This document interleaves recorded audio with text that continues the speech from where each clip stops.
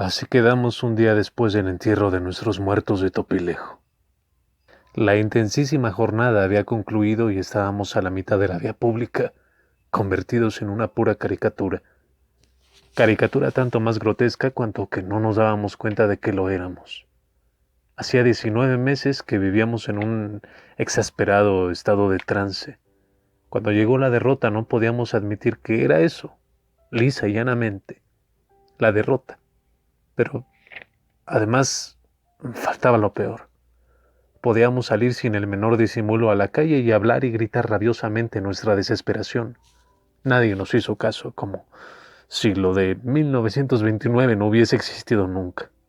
Uno de los nuestros, un artesano de nuestros clubes de barriada, se plantó un día en una esquina de San Juan de Letrán y gritó agresivamente: ¡Viva Vasconcelos!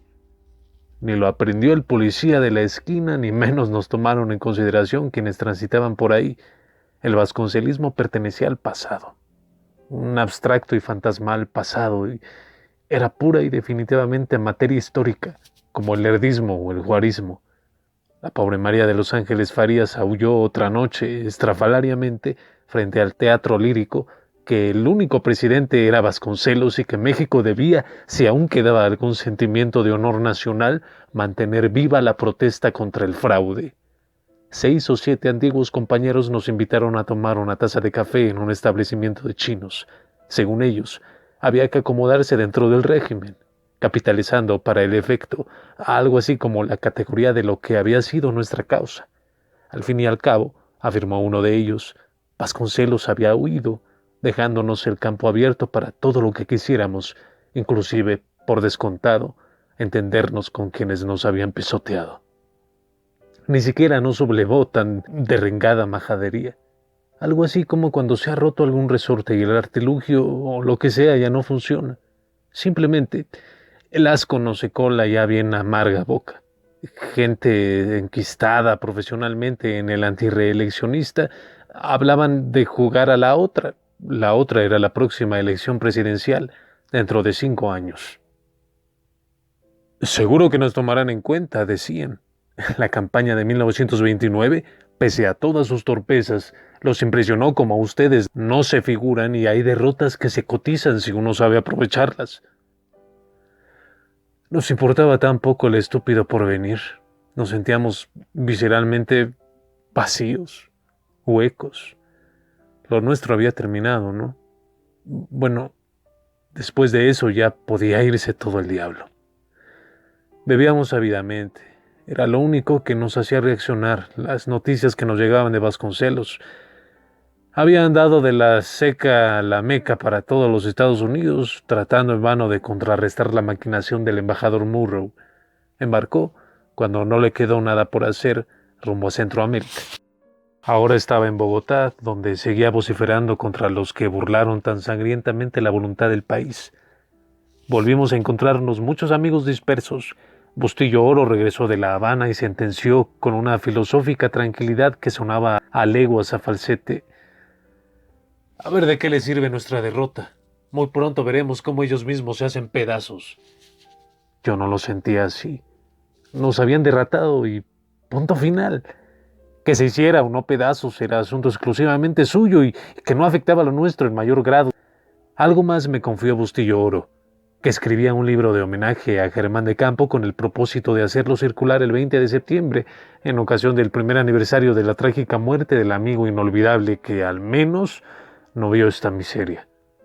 Otros más juraban, insensatamente: Ortiz Rubio caerá, no tarda en caer, y cuando se produzca el margallate, Calles no tendrá más remedio que transar con Vasconcelos. Fantasías, calentura de la derrota. Un grupo de adolescentes que unos meses antes se batieron bravamente a nuestro lado se acogió a la bandera del comunismo. El amigo Krieger, desde Monterrey y luego desde Saltillo, resolvió asimismo que si no había otro camino y dado que la general inercia anunciaba la quiebra de toda posibilidad de regeneración nacional, él también sería comunista. González Aparicio puso despacho en Isabel la Católica y nos invitó a cambiar impresiones. Según sus amigos, nuestra aventura, así calificaron lo nuestro, había significado un muy apreciable jalón en la lucha contra el capitalismo de Wall Street y sus agentes mexicanos. Marx y Engels, agregó en una plática que prácticamente asumió en categoría de conferencia, tenían previsto este género de estallidos en los países de economía semifeudal, y Vasconcelos y el vasconcelismo no contaban, después de todo, sino como un mero incidente local en la lucha que culminaría en su oportunidad en la conflagración universal y la consecuente dictadura del proletariado. Vasconcelos mismo nos descubrió, nunca se dio cuenta de su verdadera misión. En otras palabras, la campaña de 1929 constituyó un simple capítulo en la gran empresa dirigida a dar al traste con el capitalismo en el hemisferio americano. Lo nuestro había sido viento, a secas, y carecía de sentido si no lo hacíamos desembocar en los propósitos científicos del marxismo. Un hueco, vacío, desesperación. Confieso que a mí, en lo personal, me importaba muy poco en esos instantes cuanto pasara, afortunado o adverso en el mundo. Lo de menos era deformar nuestro fracaso y tratar de revitalizar fuerzas muertas en ninguna suerte de utopía que ni me conmovía ni desprendía la menor luz en la cerrada oscuridad que me cercaba. A decir verdad, y tras remolerlo muchas noches, nuestra derrota nada tenía de común con otras derrotas de otros bandos con cuyo calosfrío nos habíamos rozado. El carrancismo fue abatido sin que me dieran ninguna de las circunstancias que jugaron en la jornada del 29. En el del huertismo chocaron generales contra generales en una serie de batallas a que se contrajo, a fin de cuentas, el significado electoral. Lo mismo había ocurrido con el serranismo y el comecismo en el 27 y por lo que ve a la rebelión de Valenzuela Escobar no intervinieron otras fuerzas que las específicamente militares. Para decirlo de una vez, todos aquellos dramas fueron resultando, aparte, claro, no intervinieron otras fuerzas que las específicamente militares. Para decirlo de una vez, todos aquellos dramas fueron resultando, aparte, claro, ciertos signos políticos que en su hora les dieron color, de las ambiciones de los caudillos que hicieron la revolución. En ninguno de ellos palpitó un real estremecimiento de pueblo. De 1920 a marzo del 29, de Agua Prieta al Plan de Hermosillo, el acaecer político se confundió con la pura colisión de una serie de generales que se ganaron sus sendas jerarquías en los campos de batalla de la revolución y que reclamaron por turno y conforme a sus personales intereses el poder. A casi todos los liquidó el general Obregón, salvando al país, de paso, de tantas y tan abrumadoras ambiciones. Antes del vasconcelismo no era concebible una campaña electoral que no avalase en prestigiados puños castrenses.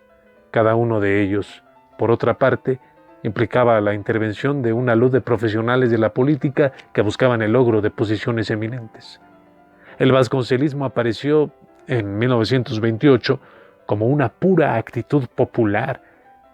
Y por primera vez desde 1910 se echaron a la calle gentes que no aspiraban a ninguna forma de medro político y que carecían inclusive de posibilidades para figurar, caso de triunfar en los cuadros dirigentes del gobierno.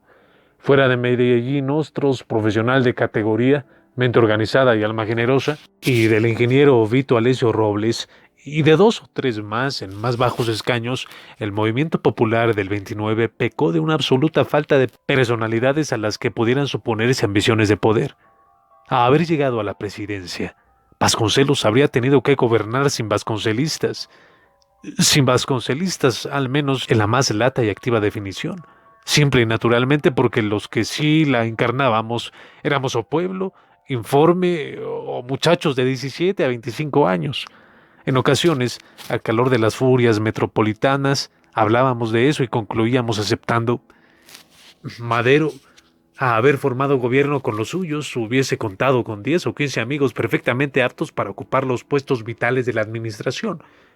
Vasconcelos tendrá que echar mano de gentes ajenas a nuestra causa. Todo ello dio a esta un cariz radicalmente diferente al de cualquier otra jornada electoral. Supuesto que sabíamos de entrada que ninguno de nosotros ocuparía un puesto más o menos importante, y además de saberlo nos parecía indiscutible que así fuese, lo que nos movió fue otro orden, muy otro orden. de consideraciones. Lo que empezó siendo pura adhesión intelectual al que capitaneó una de las empresas magistrales de la revolución, devino fervor, embriaguez, conforme nos arrastró su estro y concluyó en mística. Ese fue, a mi entender, el valor trascendental del vasconcelismo, y de allí dimanarían sus alcances, cualesquiera que ellos sean, tanto en el plano de los sucesos ulteriores de la República como en la esfera personal de cada uno de quienes acometimos aquella proeza. De ahí que la derrota nos abrumase de una manera tan distinta a la de cualquier otro linaje de derrota. Ni habíamos perdido ninguna situación política, ni menos la probabilidad de un puesto bien remunerado. Era algo peor, no computable en ganancias materiales. Nos habían destruido en la médula misma de nuestro ser. Otros, las víctimas de otras derrotas, se rehicieron, esperaron y se desquitaron en la próxima oportunidad. Nosotros estábamos fuera de toda oportunidad.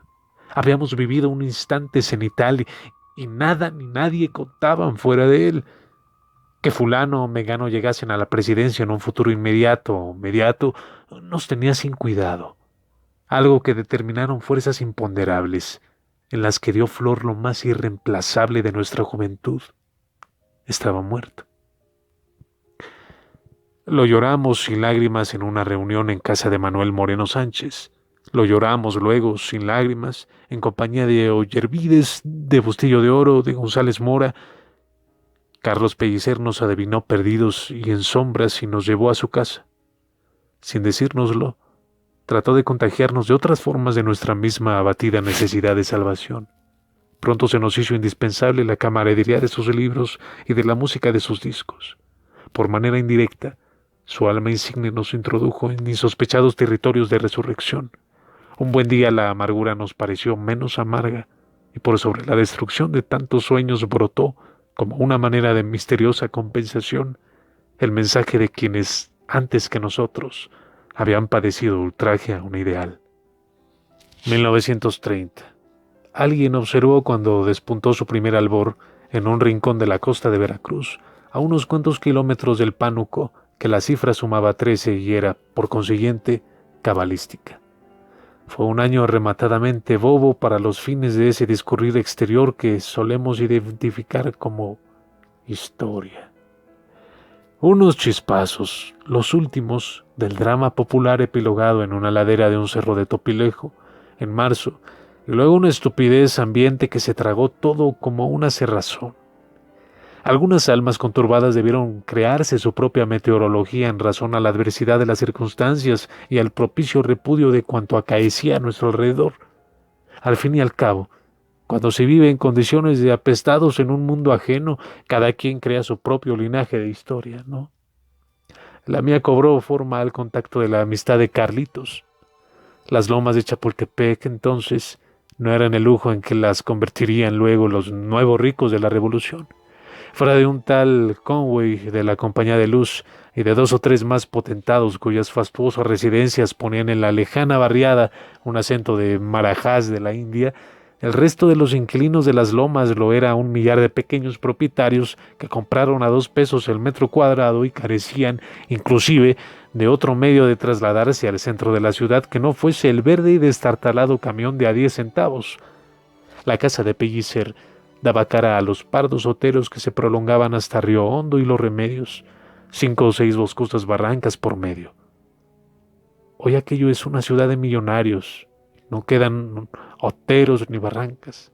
Donde medraba la hierba salvaje crecen alfombras de pasto inglés que cuidan vigilantemente cientos de jardineros. Los gorriones y los tordos se fueron lejos, al otro lado del Jockey Club, 3 o 4 kilómetros adelante, y por las accidentadas avenidas de blancas rejas de hierro pujan los Cadillacs y los Packards último modelo. Los vecinos la llamaban la Casa Azul. En un prado de 700 metros, entre rosas y lirios, se alzaba eminente un pino en torno al cual chiaban clamorosamente a las 6 de la tarde manadas de pájaros. La familia del poeta se componía de varias personalidades que no tenían en común sino el núcleo feliz del hogar, un hogar de antiguo y entrañable acento. y la concéntrica vocación de Vasconcelos, que era para cada una de ellas una suerte de culto. Al viejo don Carlos lo adoraba la pobrería de los contornos, entre la cual repartía gratuitamente los medicamentos de su modestísima botica. Era un jacobino muy 1875 para quien el amor del prójimo asumía, simple y filosóficamente, un modo extradogmático de altruismo. Doña Delfina, por su parte, no concebía la caridad ni ningún otro linaje de actividad, sino en función de un catolicismo piadoso y devoto. A las 6, invariablemente, mientras afuera en el jardín escandalizaban los gorriones y los tordos, y se espesaba un tibio y morado vaho que tenía la virtud de afinar la larga sombra del pino, se echaba de hinojos frente a un altarcito, en compañía de Carlos y Juan y 2 o 3 sobrinas, y sus rezos llenaban la casa. Juan, el menor de la familia, tenía 18 o 19 y estudiaba jurisprudencia. Don Carlos y nosotros, Moreno Sánchez, Vicente y yo, charlábamos en tanto refulgían en el jardín los relámpagos de las luciérnagas. Don Carlos trabajaba desde hace muchos años en la Secretaría de Agricultura. Nos anunció en medio de una sonrisa triste. Parece que me echan. Dicen que en esta casa se reúnen los amigos de Vasconcelos. Lo más probable es que el secretario de Agricultura, el general Pérez Treviño, ni siquiera supiese lo que sus subalternos tramaban contra este antiguo y ameritado empleado que, a decir verdad, nunca se dedicó a otra cosa que a cumplir celosamente con sus deberes de farmacéutico. Acabaron, tal como se lo temía, echándolo a la calle. No protestó ni recurrió a la influencia de su pariente, Puig Casauranga, para que lo repusieran. Se entregó a su botica, que ocupaba un pequeño espacio en la casa, y desde entonces hasta su muerte no ganó un centavo. Todo se le iba en dádivas. Que este infeliz tenía enferma a su hija y no podía pagarle sino hasta que aquel otro había sido herido de mala manera en las canteras de Tecamachalco, y él por su parte no podía rehusarse a surtir las recetas que la de más allá imploraba su ayuda, y que el buen jacobino de las lomas se convirtió en un misionero cuyo peculio salvó muchas vidas. Con razón, decía doña Deifilia, reclamándole su nula categoría comercial, por cierto, por una manera que acusaba abiertamente su complicidad con el marido farmacéutico, a este paso la botica acabará con la casa. Ojalá y logre sacar siquiera para pagar las contribuciones. Y a propósito, este propósito, por lo demás, venía tan a cuento como la batalla de Lepanto o la muerte de Bárbara la Mar. Hay que ayudar a fulana. Hace 10 días que está en cama y... Lo malo, se excusaba don Carlos con nosotros, es que solo los pobres vienen por acá. Total, para eso tengo la botica, ¿no? Las doradas tardes de las lomas, música de Beethoven, de Grieg, de Debussy, lujosos versos de Lugones, de Herrera y Reisig, del propio Pellicer. Hay un don de amistad en las colinas, desde mi casa, en los atardeceres. Un disco remolón hincó su melodía hondo entre páginas convulsas, desde Colombia y España, de Vasconcelos, la Plusca Lent, el crepúsculo y luego un murmullo de patas de mosca en un papel de China, la lluvia. Las lomas bajo la lluvia. Corríamos, empapándonos como animales en busca de una espelunca. Yo me alegro de que me hayan robado la presidencia, escribía Vasconcelos a un ex amigo, abogado de insignes polendas, que gané por votos porque ya me tendrían hastiado mis hierros. Después de todo, Carlos, tiene razón Vasconcelos. Y si hemos de sacar de nuestra raíz una verdadera consecuencia de nuestra derrota, convengamos en que hemos ganado. Ganado este saber que el anhelo no pertenece a la estúpida realidad que determina los sucesos del mundo. Ganado estas tardes, esta música, estos versos, este sentirnos sublimados por el alto fulgor de las estrellas. ¿Qué valen unos años, unas décadas de vida, si no cala en ellas un estremecimiento capaz de sublevarnos contra el puro hecho biológico, cuya ley solo obtiene obediencia total en la selva? Los que jadean rampantes, en lo bajo de las tardes y las noches, miseria humana que se revuelve en la costra tectónica del mundo, podrán habernos birlado todo, menos la virtud de recuperación de los fines verdaderos de nuestra vida, la vida. Quédense otros con los carnavales y aguzánense en ellos. La vida es algo más que eso, y solo sabe de ella el que ha sufrido su quemadura.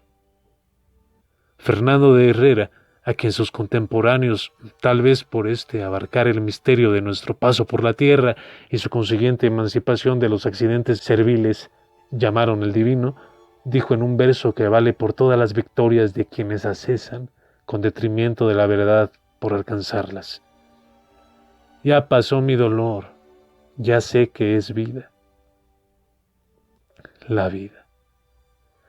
Juanito Pellicer, que también un poco a escondidas porque la fama de su hermano le prohibía expresarse libremente, era poeta, nos llevó con 2 o 3 amigos a una casa de un largo callejón de San Antonio Abada, donde por principio de cuentas Ignacio Medina nos recibió con una proclama vasconcelista. Sus hermanas, Ángela y Carmen, una rubia y otra morena, como en la copla de la verbena de la paloma, se burlaron tiernamente de nuestras furias y nuestra derrota.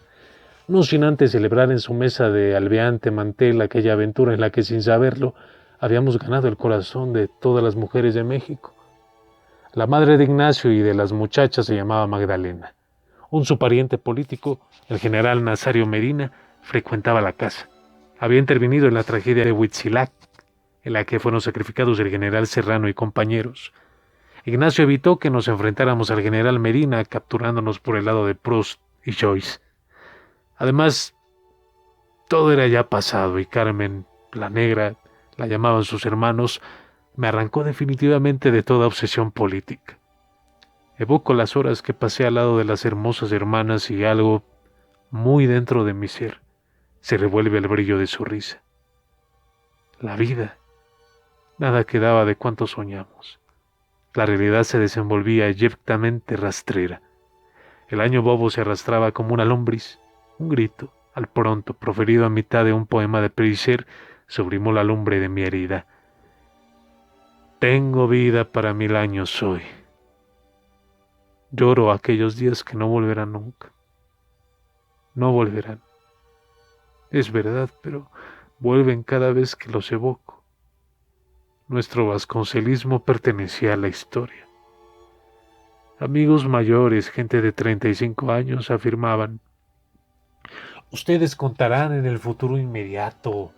No araron en el mar ni sembraron en el viento. Muy pronto van a recoger la cosecha de lo que sembraron, verán. Muchos cosecharon efectivamente esa siembra.